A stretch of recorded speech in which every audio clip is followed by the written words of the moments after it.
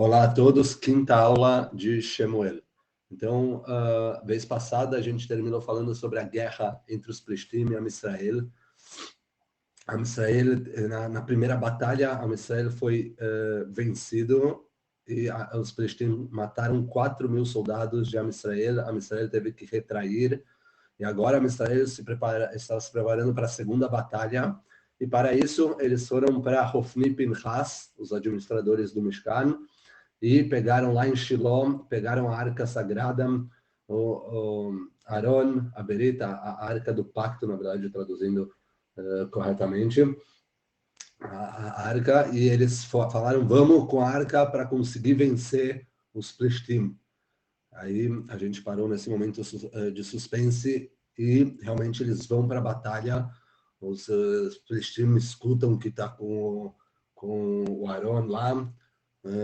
Eles começam a batalhar, mas assim que começam, a Israel é facilmente derrotado pelos Plishtim.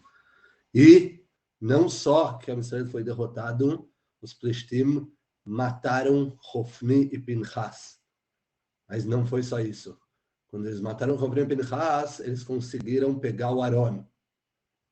E aí eles levam o Aaron de maneira vitoriosa com eles, pegam para eles, e junto com o Hofni Pinchas e o Aaron, eles matam mais 30.000 soldados. Uma derrota muito, muito pesada.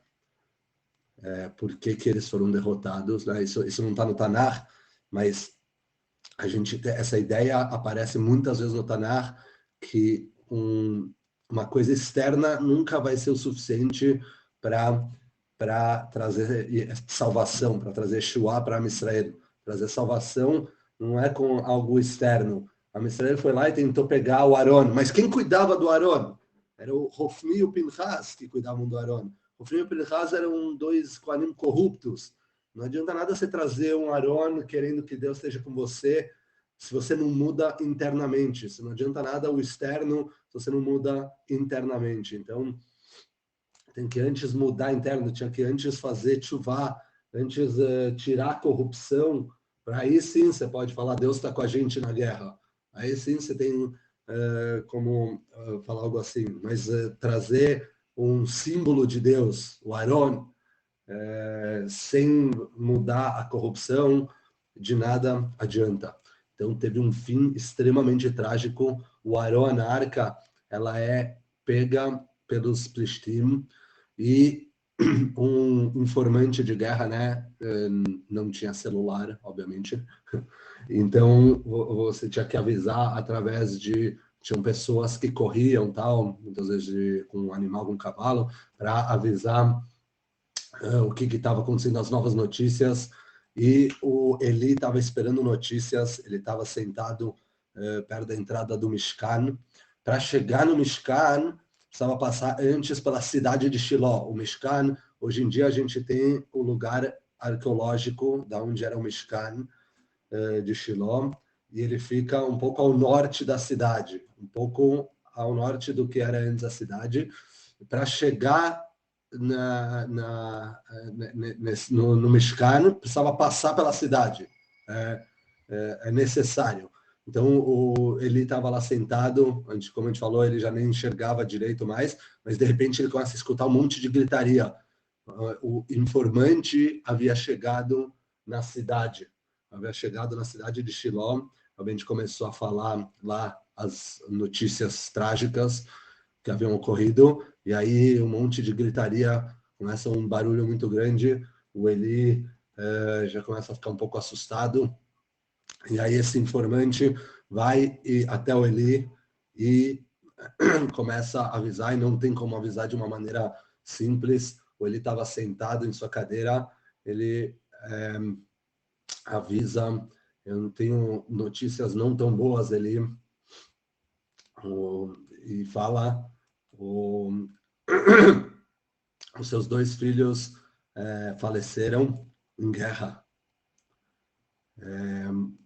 E com eles mais 30.000 pessoas, mas não além disso, algo talvez ainda pior do que isso, o Aaron eu não sei se é pior ou não, mas o Aaron, com o Aaron Abrit, que fica aqui no Mishkan, ele foi capturado pelos Pelistim.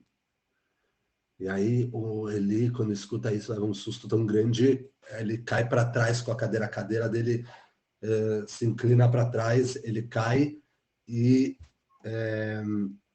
tragicamente falece o seu pescoço, ele fratura o pescoço e morre lá. Então, os dois filhos de Eli e Eli faleceram, e ainda não acabou por aí as notícias trágicas, tem mais. Quando avisam a esposa do Pinhas, a nora de Eli, sobre todo o acontecido, ela estava grávida, ela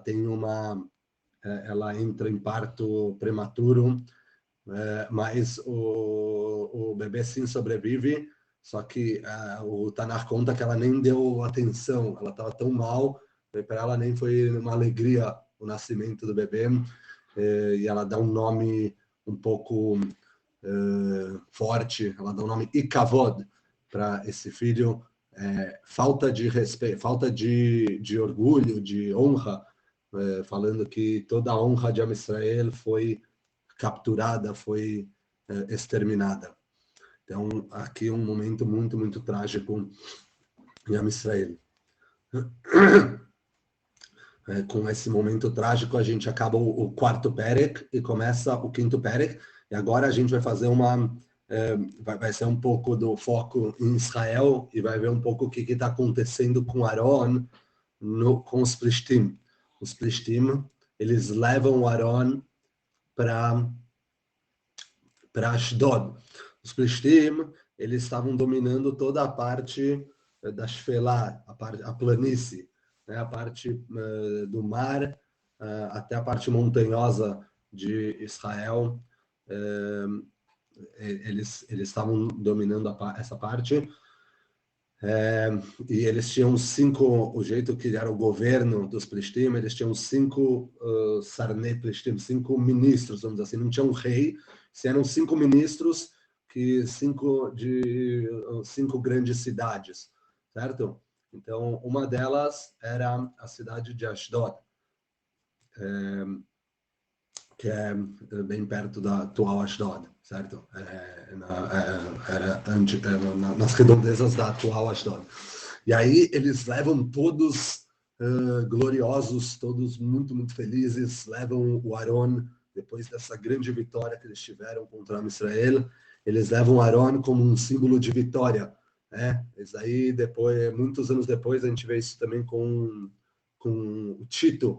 O Tito foi imperador romano, ele levou os kelim do Beit HaMikdash, a menorá e outros kelim, ele levou para Roma. Como um sinal, a gente destruiu o Deus, né? Assim também aqui o Deus de Am Israel, como se fosse. Aqui também os Plishtim estão falando, a gente capturou o Deus de Am Israel, olha aqui, a gente tem a arca, o Aaron. Então, eles pegam o Aaron, e põem na frente, como se fosse tipo subjugado ao Deus deles. O Deus dos Plishtim se chamava Dagon. Tem uma discussão entre os arqueólogos se Dagon é porque vem de peixe, de Dag, era tipo uma sereia, metade homem, metade peixe, ou que vem de Dagan, representando o trigo, a produção de Tvoá. Mas, de qualquer modo, eles pegam o Aaron, a Brit, e põem na frente desse Dagon, como mostrando que está subjugado ao Dagon. Aí eles vão dormir e acordam no dia seguinte, e de repente está o Dagon caído do lado do Aaron. E aí eles pegam o Dagon estranho e põem de novo ele de pé. E aí, no dia seguinte, de novo, o que eles veem? A Dagon está de novo caído, mas dessa vez quebrou a cabeça do Dagon e os braços do Dagon. Né? Se você falar que era um peixe, metade homem, metade peixe, quebrou a parte humana dele, como se fosse, e ficou inteiro só a parte central, o tronco. Sim? E aí